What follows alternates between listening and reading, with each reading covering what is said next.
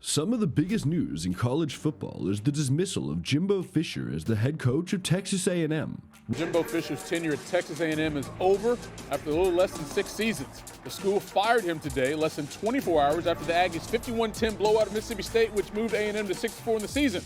Our program is stuck in neutral. We should be relevant on the national scene. Something is not clicking, something is not working, and therefore, something had to give in order for Aggie football to reach our full potential. Well, there are plenty of angles to approach this from, whether it be what the Aggies did or did not accomplish under Fisher, the money Fisher is owed, why things didn't work, or was Fisher even the right man from the beginning. There's a lot to unpack with this topic, but what we're going to do is look ahead, not behind, and discuss the future for the Aggies. More specifically, we're going to look at some of the potential replacements for Fisher and talk about why we believe these coaches could become the next head coach for Texas A&M. Hello everyone, and welcome to No Huddle, a YouTube channel made by college football fans for college football fans. And in this video, we go over 3 coaches we believe could take over the Texas A&M football team. Let's dive right into our choices. Dan Lanning, a name linked to Texas A&M since the head coaching position became available, is Oregon's head coach Dan Lanning. You top of your helmet, right? Every moment. The Cinderella story is over, man. Right? They're fighting for clicks, we're fighting for wins. He's a successful coach, as evidenced by his 10-3 record in 2022 and the 9-1 record the Ducks have at the time of this video's recording. Not only has he posted a remarkable record since becoming a head coach, but he's shown the ability to recruit some of the top talent in the country as well. The 2023 Oregon football class was ranked 9th by 24/7 Sports, and the 2024 class is ranked 6th. If all goes well for Lanning, he'll have the Ducks in the playoffs in only his second year as a head coach. Not to mention, he'll have some of the cream of the crop in terms of defensive players heading into the 2024 college football season. It's his ability as a coach and a recruiter we believe he would be a great fit for the Aggies. As a young head coach, it would make sense for Texas A&M to want someone that can bring a cultural shift to the program after 6 years under Fisher. The Aggies have the talent, they have the money, but the pieces don't fit together properly to create the big picture they were hoping for when they hired Fisher. The changing culture could get the program to click the way it needs, arguably the way it should, given the levels of talent on the roster. Lanning brings a keen ability to build a great defense. Look what he did during his tenure at Georgia from 2018 to 2021. While the success of the Georgia Bulldogs can't entirely be accredited to the defense, the program established some of the best defensive players under Lanning's reign as defensive coordinator. But let's highlight the top of the Oregon Ducks 2024 recruiting class quickly. Oregon perhaps landed the best defensive lineman in the 2024 class with Aiden Breland. Another 5-star recruit, Elijah Rushing, a defensive edge, joins the Ducks. He is perhaps the best at his position in the class. 4-star linebacker Braden Platt is the 3rd highest player in Oregon's recruiting class. To wrap up the top 5 for the Ducks is cornerback Dakota Fields, who is a 4-star prospect. So out of the top 5, 4 are on the defensive side. We think that with this much talent coming into Oregon and this much emphasis on the defense, Lanning can build another scary defense with the Ducks. While this doesn't mean he could duplicate these results or land these types of recruits at Texas A&M, let us say that the Aggies' upcoming recruits are no slouches either. According to 24/7 Sports, the Aggies' recruiting classes for 2023 and 2024 are 10th best in the country. With the talent coming in on the defensive side, having Lanning come in and mold these players similarly to how he did at Georgia could help the Aggies get over the hump. Mike Elko, one of the best fits for the job, may come in a familiar face for Texas A&M, as Mike Elko served as the defensive coordinator for the Aggies from 2018 to 2021. You guys said that doesn't seem to be reasonable, so then the next logical response would be Mike Elko. Imagine what he was able to do at Duke this year with his Ivy League big head. Football guy, he knows the area because he was a DC down there. That feels like a pretty good answer to me, but I don't know this business as well as you for sure.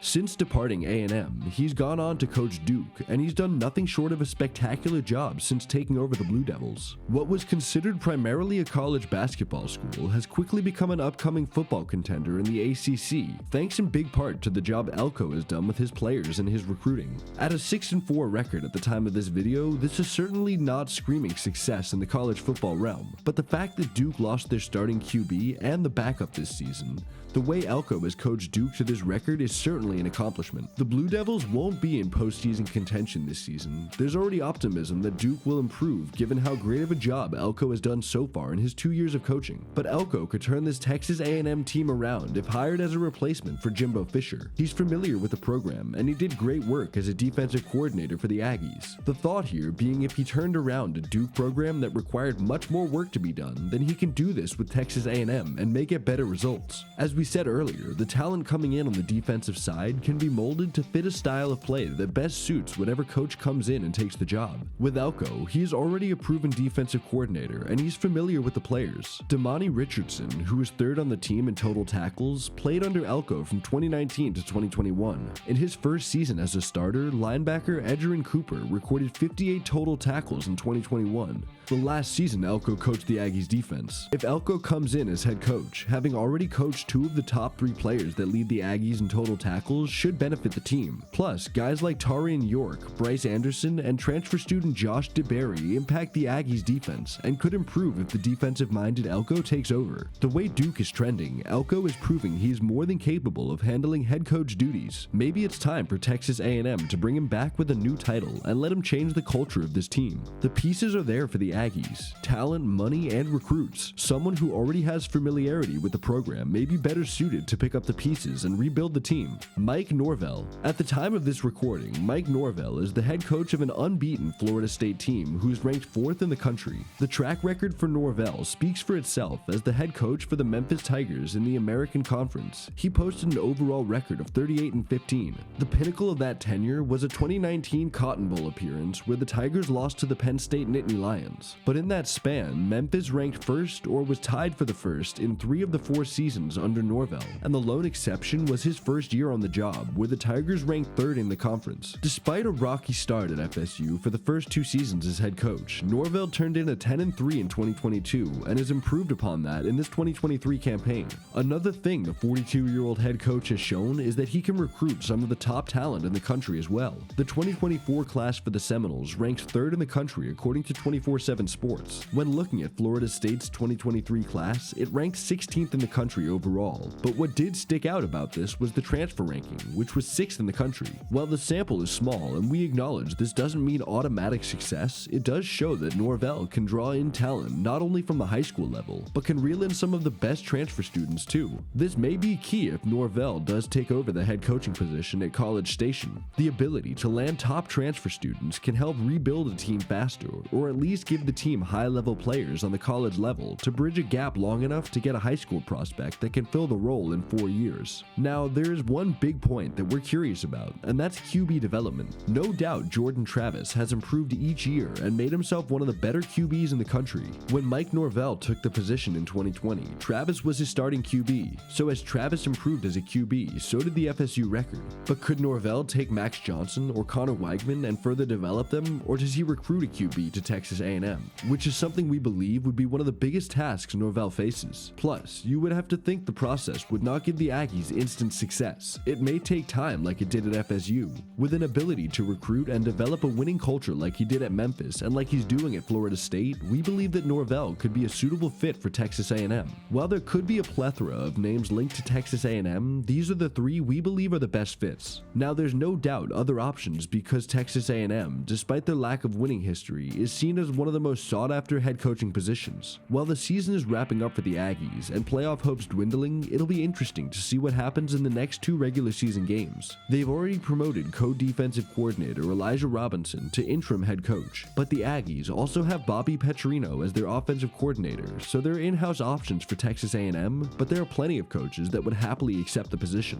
Let us know in the comments your thoughts on our list. Is there someone you believe would be a better fit as the Aggies head coach? Let us know what you think of Texas A&M. Do you believe this program can be turned around given the right man for the job? Before you go, if you liked the video, be sure to give it a thumbs up, and if you find yourself coming back or enjoy college football content, be sure to hit the subscribe. As always, be sure to follow No Huddle for more college football content.